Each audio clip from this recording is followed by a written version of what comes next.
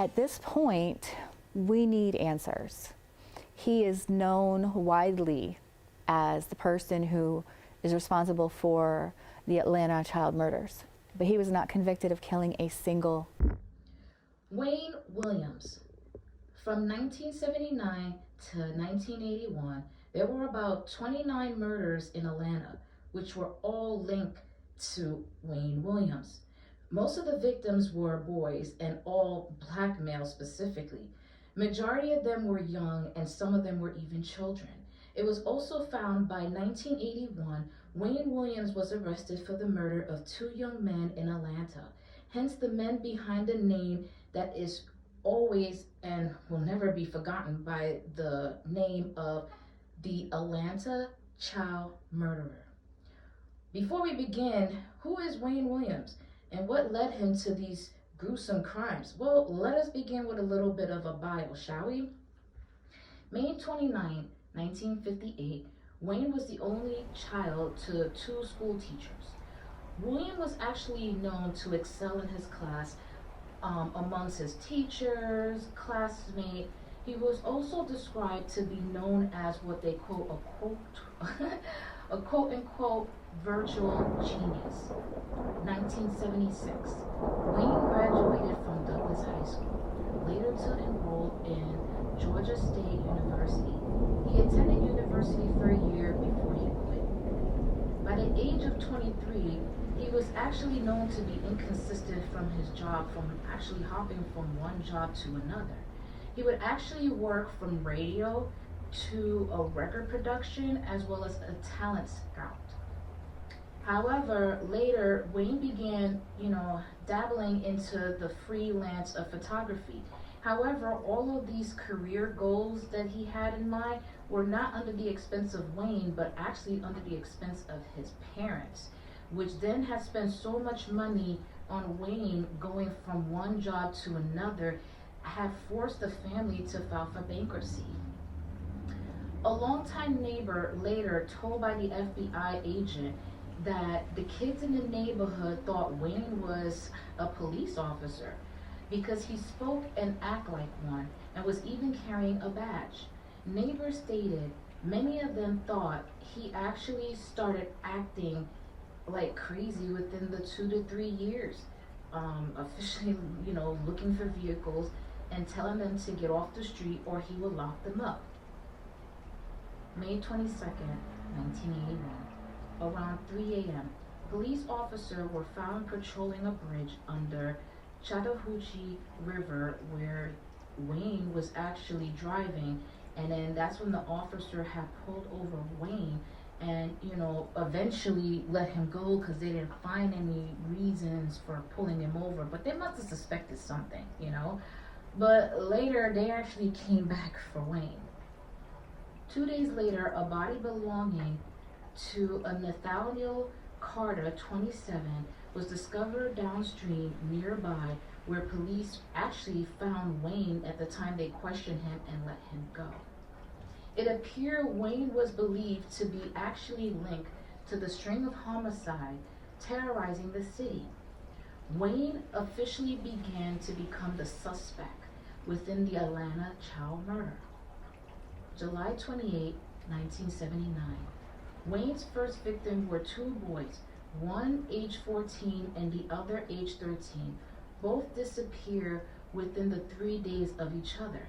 They were later discovered laying dead next to each other. One victim was actually found to have been shot. The other was murdered by asphyxiation. Later, the body then began to increase. By March of 1980, the death toll rose at least to 6. Local police could not find no clues that the FBI had to actually hire an FBI profiler named John Douglas, devoted much of his work to interviewing serial killer and assassin, which will include James Earl Ray, David Berkowitz, aka Son of Sam, and Richard Speck. Douglas, aka Mindhunter, reported the murderer had to been a black, not a white male, a male who would actually terrorize or in his theory, actually be able to have access to black children within the community without arousing any suspicion. Late of May 1981, many dead bodies were linked to the case have actually recovered within the same geographic meters. Some of the bodies were discovered by Chattahoochee River. Sorry, a very complicated word. Let's try it again. Chattahoochee River. Investigators then began to find Wayne close to where the cities of, close to the area where Carter's body was later discovered, and the body of a 21-year-old named Jimmy Ray Payne was also found. On June 21st, a month after the discovery of the bodies, police arrested Wayne. As police found Wayne, alibis to be very weak, and also he failed the polygraph test, police actually collected fibers from Wayne Carr and his family dogs. These were the same fibers that were actually found on Carter and on Payne's body. FBI profiler John believed too that many of Wayne's failure in life is what contributed him to actually committing these murders, because he actually had felt he was losing a sense of control. So maybe by murdering, victims, which he had a thing for children clearly. They didn't really go into specifics about his past, but it seems like, they're onto something. Because if it is children, it's easy to actually kind of do something like that, especially since they're young, they're vulnerable. So I can see why he would actually pick them as a target. But anyway, back to the story. Kind of was, sidetracked here. But FBI profiler John actually sat in Wayne's trial and concluded that the man, quote, is the very much like other serial killers who were researched and interviewed in the past by FBI's Behavioral Science Unit. Later reported by the FBI, Wayne actually was found to love the limelight. He actually enjoyed the attention that was even brought onto his case. That's a psychopath. And maybe antisocial personality disorder. Wouldn't be surprised there's even a hint of narcissism and histrionic disorders. If you look at my comments or the link below, I would actually write the definitions of what these diagnoses is, so that way you can actually compare to see if do you think Wayne fit the profile of a narcissist or a histrionic or an antisocial personality disorder or a psychopath. Whatever your answer is, just list the answers in the comments below. Back to the story. So anyway, John was actually believed that, some people actually believe that somebody must have told, John what to say in his hearing. And during the trial, Wayne was known to actually be very calm until he lost control and then started attacking the prosecutor by calling them a fool. Only because John had told prosecutor to focus on Wayne's failure and inconsistent statement during cross-examination. Prosecutor had asked Wayne, has he been coached for his testimony? And Wayne's response was, no. You want the real Wayne Williams? You got him right here. On February 1982, Wayne Williams was then convicted and actually handed 2 life sentences for the murder of Jimmy and Carter's death. However, he wasn't charged for the other convicted murders that was found within the area. FBI John Douglas connected Wayne to 12 murders.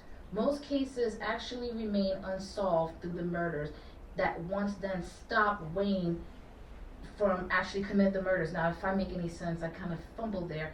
In other words, what I was trying to say was that ever since the murders had stopped, or actually since the murder has stopped since Wayne has been arrested.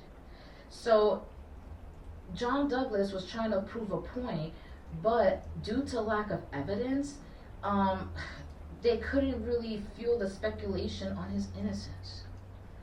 Wayne continued to maintain his innocence since he was jailed decades ago. During Wayne's 1991 interview, Wayne will then accept his fate and said that relatives of the Atlanta child murderer victims believed that Wayne could not possibly commit these crimes. Wayne's lawyer actually believed that his arrest was known to be a scapegoat as to assume a minority to be a male known as a murderer. However, in 2010, DNA forensics actually strengthened their case with the modern day testing on hair found at the scene of the crime to prove further that Wayne was actually guilty for the Atlanta child murders. Wayne's next date of parole would not go into consideration until the month of November 2027. Wow, very, very interesting story. So please feel free to, share any comments or, link below the comment section and tell me what you think of this case. Like, what evidence do you think they needed to see to prove that he actually didn't commit the other crimes when, technically speaking, the crimes had stopped when he was actually arrested? So what do you think of that theory? There wasn't much about his childhood per se, so we don't really, we knew that he had issues, but it didn't really go into depth as to what led to those issues. So could it be one of those diagnoses that, outside of the attention, could he had an actual personality disorder that I just listed? So when you get the chance, don't forget to click, share, like, and subscribe to Investigate with Me, and I am your host, Mimi, and we'll actually talk again next Sunday. And please, guys, stay safe.